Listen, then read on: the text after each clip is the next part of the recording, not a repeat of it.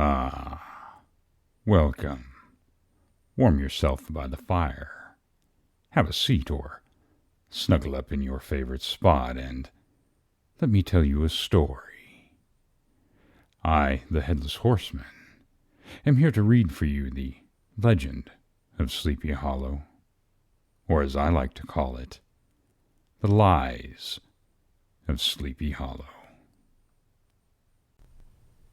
The Legend of Sleepy Hollow by Washington Irving. Part 1. In the bosom of one of those spacious coves which indent the eastern shore of the Hudson, at the broad expansion of the river denominated by the ancient Dutch navigators the Tappan Zee, and where they always prudently shortened sail and implored the protection of St. Nicholas when they crossed, there lies a small market town or rural port, which by some is called Greensburg, but which is more generally and properly known by the name of Tarrytown. This was the name given, we are told, in former days by the good housewives of the adjacent country, from the inveterate propensity of their husbands to linger about the village tavern on market days. Be that as it may, I do not vouch for the fact, but merely advert to it for the sake of being precise and authentic. Not far from this village, perhaps about 2 miles, there lies a little valley, or rather lap of land among the hills, which is one of the quietest places in the world. A small brook glides through it with just a murmur enough to lull one to repose, and the occasional whistle of a quail or tapping of a woodpecker is almost the only sound that ever breaks in upon the uniform tranquility. I recollect that when a stripling, my first exploit in squirrel shooting was in a grove of tall walnut trees that shades one side of the valley. I had wandered into it at noontime when all nature is quiet, and was startled by the roar of my own gun as it broke the Sabbath stillness around and was prolonged and reverberated by the angry echoes. If ever I should wish for a retreat whither I might steal from the world and its distractions, and dream quietly away the remnants of a troubled life, I know of none more promising than this little valley. From the listless repose of the place and the peculiar character of its inhabitants, who are descendants from the original Dutch settlers, this sequestered glen has long been known by the name of Sleepy Hollow, and its rustic lads are called the Sleepy Hollow Boys throughout all the neighboring country. A drowsy, dreamy influence seems to hang over the land and to pervade the very atmosphere. Some say the place was bewitched by a High German doctor during the early days of the settlement. Others that an old Indian chief, the prophet or wizard of his tribe, held his powwows there before the country was discovered by Master Hendrik Hudson. Certain it is, the place still continues under the sway of some witching power that holds a spell over the minds of the good people, causing them to walk in a continual reverie. They are given to all kinds of marvelous beliefs, are subject to trances and visions, and frequently see strange sights and hear music and voices in the air. The whole neighborhood abounds with local tales, haunted spots, and twilight superstitions. Stars shoot and meteors glare oftener across the valley than in any other part of the country, and the nightmare, with her whole ninefold, seems to make it the favorite scene of her gambols. The dominant spirit, however, that haunts this enchanted region,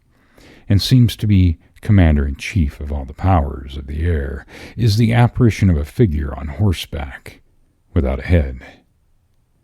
It is said by some to be the ghost of a Hessian trooper whose head had been carried away by a cannonball in some nameless battle during the Revolutionary War, and who is ever and anon seen by the country folk hurrying along in the gloom of night as if on the wings of the wind. His haunts are not confined to the valley, but extend at times to the adjacent roads, and especially to the vicinity of a church at no great distance. Indeed, certain of the authentic historians of those parts, who have been careful in collecting and collating the floating facts concerning this spectre, allege that the body of the trooper having been buried in the churchyard, the ghost rides forth to the scene of battle in nightly quest of his head, and that the rushing speed with which he sometimes passes along the hollow like a midnight blast is owing to his being belated and in a hurry to get back to the churchyard before daybreak. Such is the general purport of this legendary superstition, which has furnished materials for many a wild story in that region of shadows. And the spectre is known at all the country firesides by the name of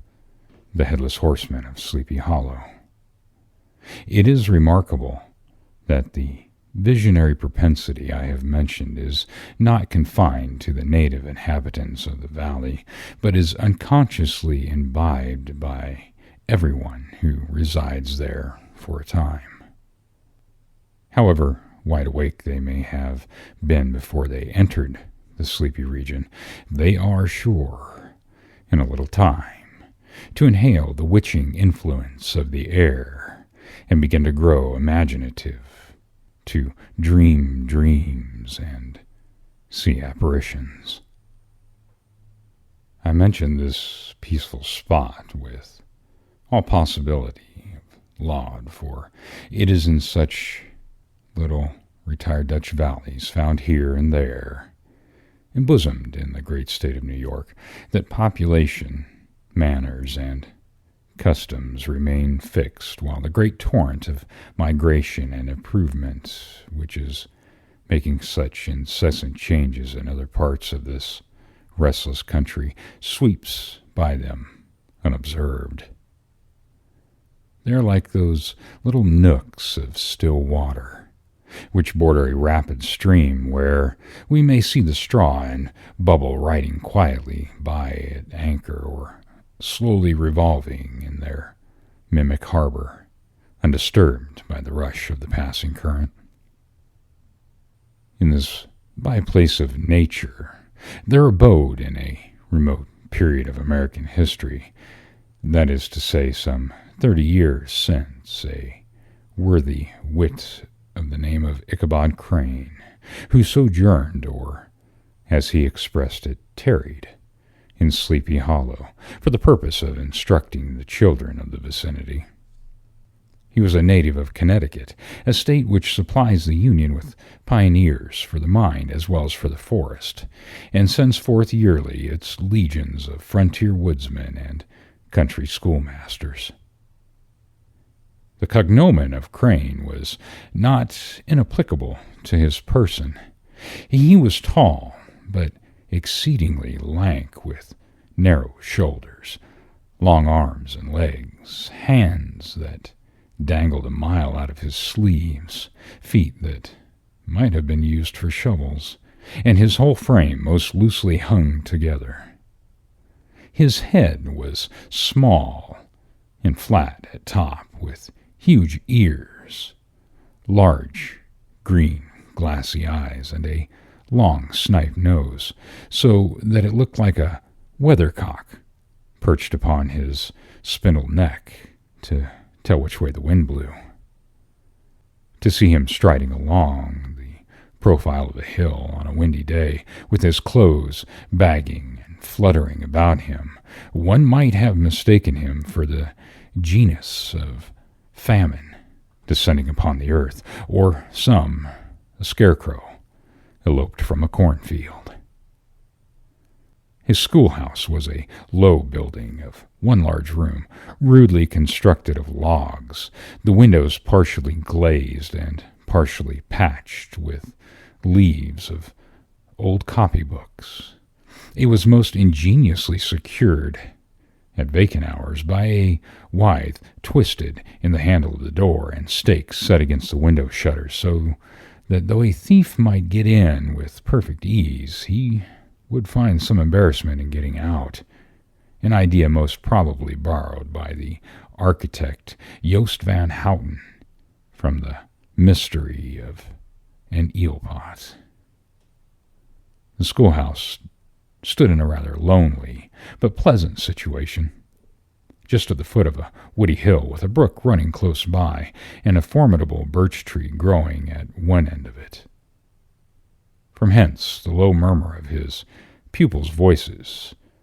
conning over their lessons, might be heard in a drowsy summer's day like the hum of a beehive, interrupted now and then by the authoritative voice of the master, in the tone of menace or command, or peradventure by the appalling sound of the birch as he urged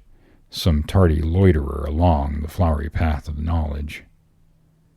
Truth to say, he was a conscientious man, and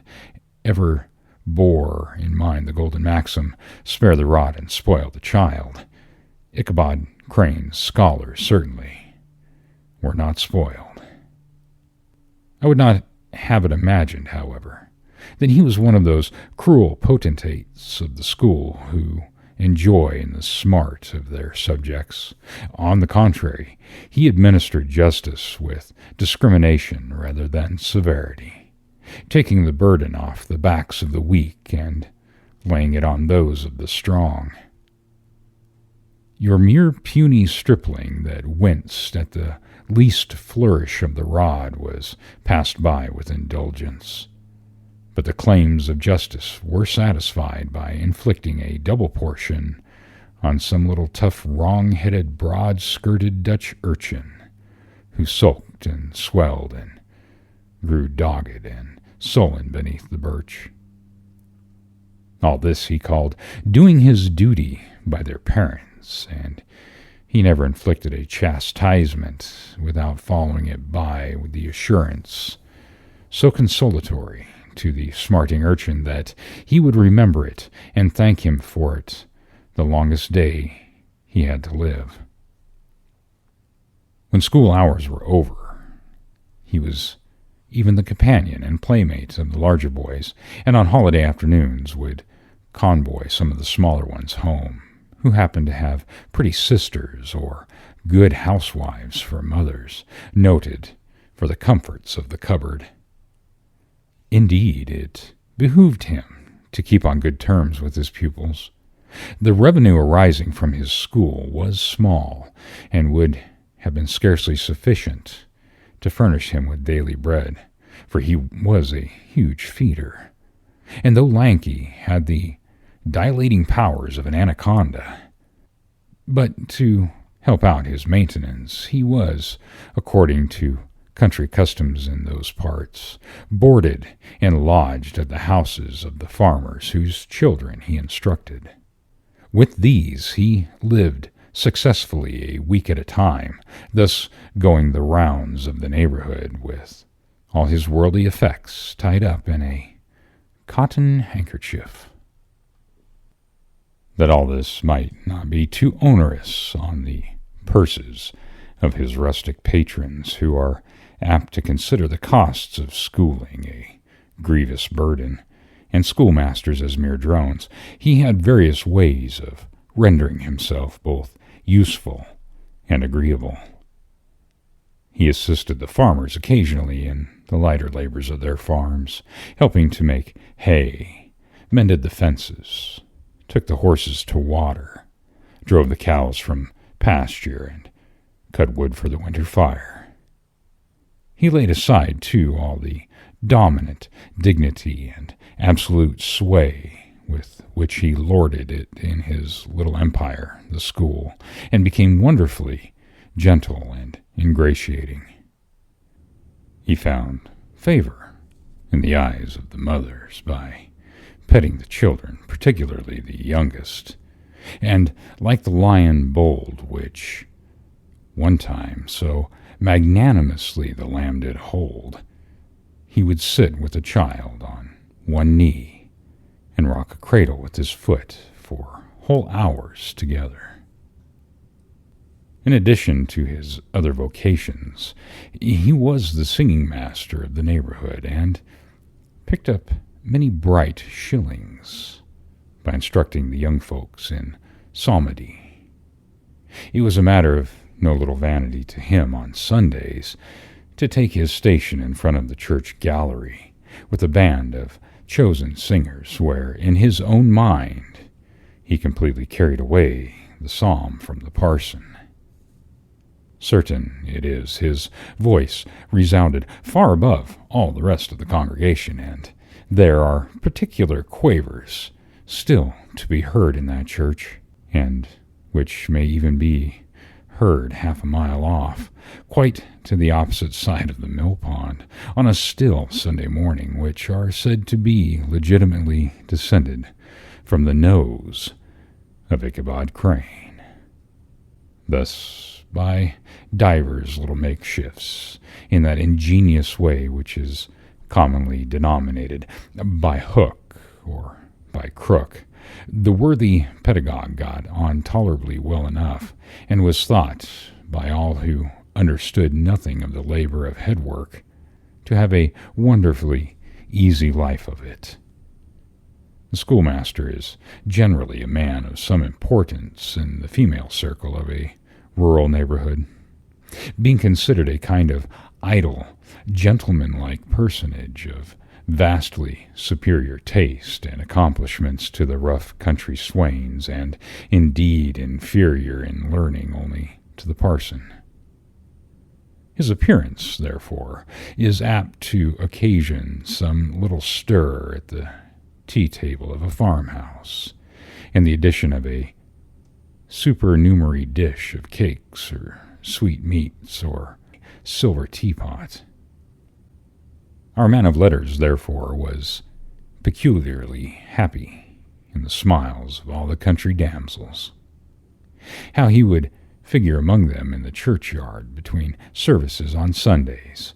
gathering grapes for them from their wild vines that overran the surrounding trees, reciting for their amusement all the epitaphs on the tombstones, or sauntering with a whole bevy of them along the banks of the adjacent mill pond, while the more bashful country bumpkins hung sheepishly back, envying his superior elegance and address. From his half-itinerant life, also, he was a kind of a traveling gazette, carrying the whole budget of local gossip from house to house, so that his appearance was always greeted with satisfaction. He was, moreover, esteemed by the women as a man of great erudition, for he had read several books quite through, and was a perfect master of Cotton Mather's History of New England Witchcraft, in which, by the way, he most firmly and potently believed. He was, in fact, an odd mixture of small shrewdness and simple credulity. His appetite for the marvelous and his powers of digesting it were equally extraordinary, and both had been increased by his residence in this spellbound region. No tale was too gross or monstrous for his capricious swallow. It was often his delight, after his school was dismissed in the afternoon, to stretch himself on the rich bed of clover bordering the little brook that whimpered by his schoolhouse, and there con over old Mather's direful tales until the gathering dusk of evening made the printed page a mere mist before his eyes. Then as he wended his way by the swamp and stream and awful woodland to the farmhouse where he happened to be quartered, every sound of nature at that witching hour fluttered his excited imagination. The moan of the whippoorwill from the hillside, the boding cry of the tree-toad, that harbinger of storm, the dreary hooting of the screech-owl, or the sudden rustling in the thicket of birds frightened from their roost. The fireflies, too, which sparkled most vividly in the darkest places, now and then startled him, as one of uncommon brightness would stream across his path, and if by chance a huge blockhead of a beetle came winging his blundering flight against him, the poor varlet was ready to give up the ghost, with the idea that he was struck with a witch's token. His only resource on such occasions, either to drown thought or drive away evil spirits, was to sing psalm tunes, and the good people of Sleepy Hollow, as they sat by their doors of an evening, were often filled with awe at hearing his nasal melody and linked sweetness long drawn out, floating from the distant hill or along the dusky road. Another of his sources of fearful pleasure was to pass long winter evenings with the old Dutch wives as they sat spinning by the fire with a row of apples roasting and spluttering along the hearth, and listen to their marvelous tales of ghosts and goblins and haunted fields and haunted brooks and haunted bridges and haunted houses, and particularly of the headless horseman, or galloping Hessian of the hollow, as they sometimes called him. He would delight them equally by his anecdotes of witchcraft and of the direful omens and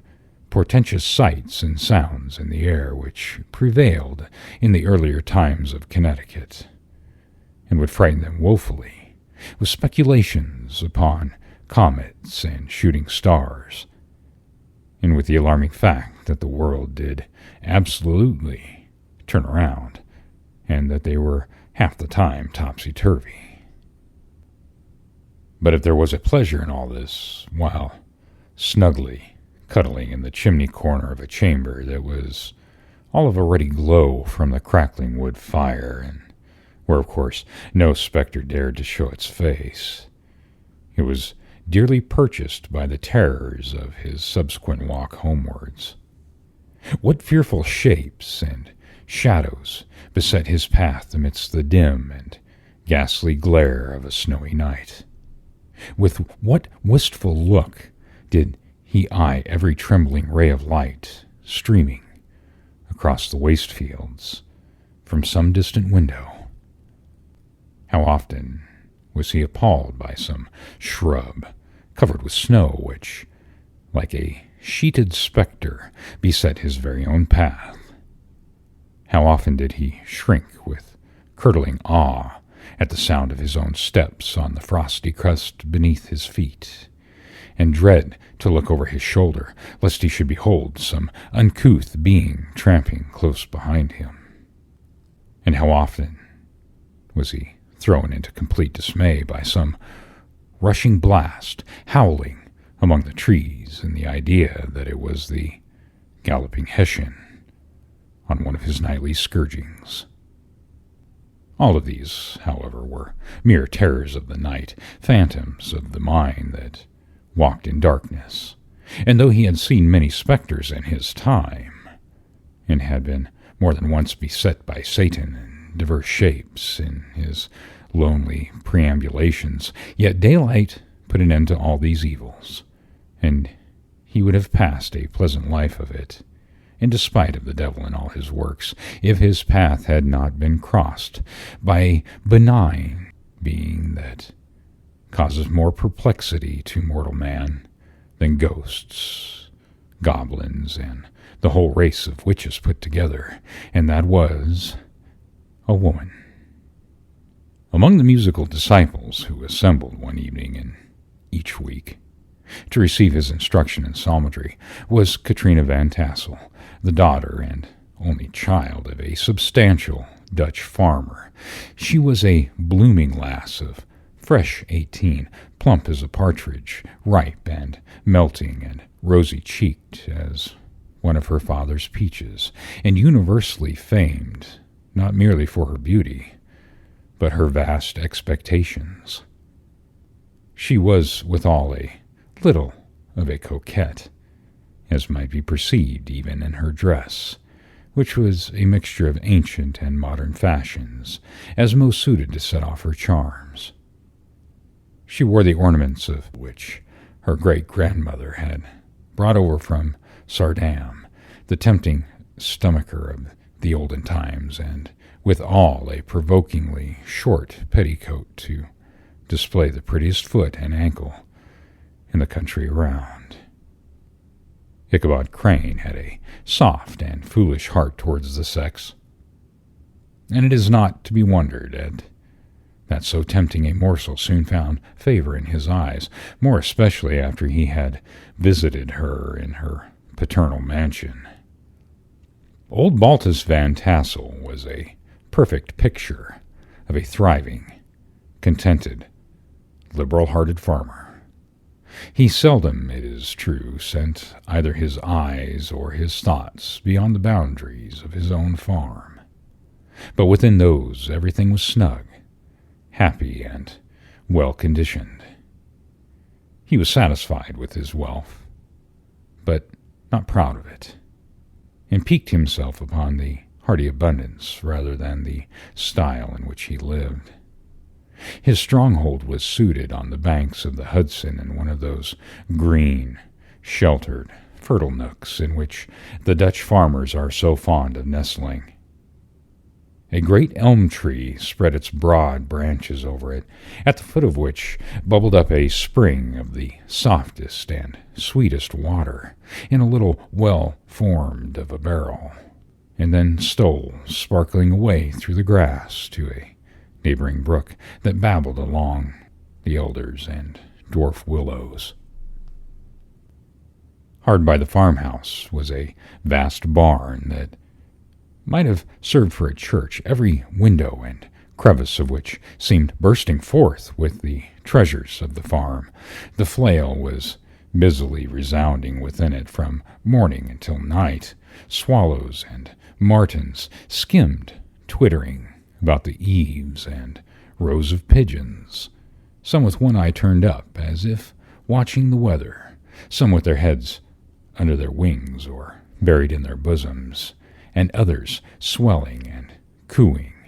and bowing about their dames, were enjoying the sunshine on the roof. Sleek,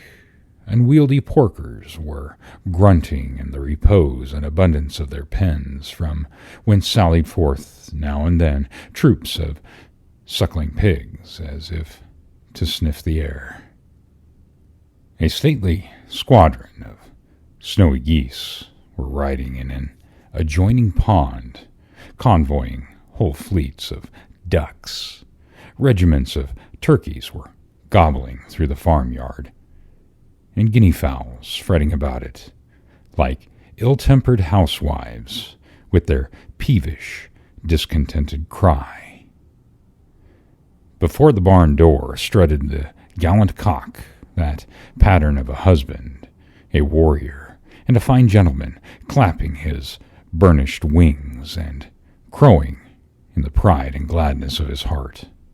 sometimes tearing up the earth with his feet, and then generously calling his ever-hungry family of wives and children to enjoy the rich morsels which he had discovered. The pedagogue's mouth watered as he looked upon this sumptuous promise of luxurious winter fare. In his devouring mind's eye, he pictured himself to every roasting pig running about with a pudding in his belly and an apple in his mouth. The pigeons were snugly put to bed in a comfortable pie and tucked in with a coverlet of crust, The geese were swimming in their own gravy, and the ducks pairing cozily in dishes, like snug married couples with a decent competency of onion sauce. In the porkers he saw carved out with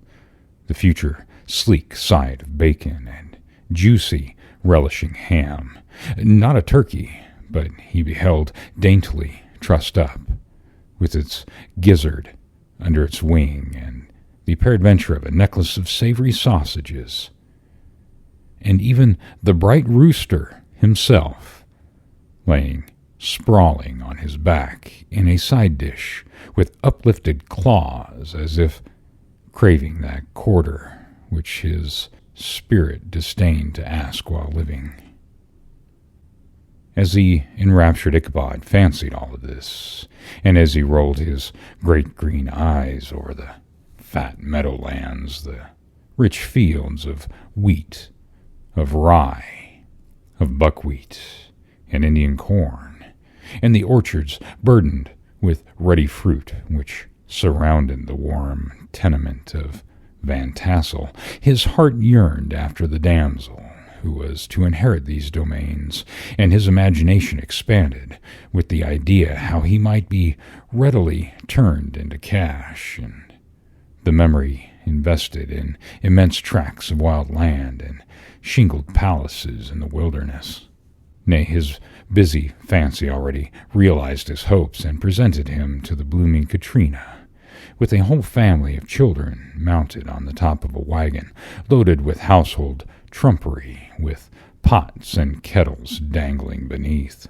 and he beheld himself bestride a pacing mare, with a colt at her heels, setting out for Kentucky, Tennessee, or Lord knows where. Join me next time for the continuation of the lies of Sleepy Hollow.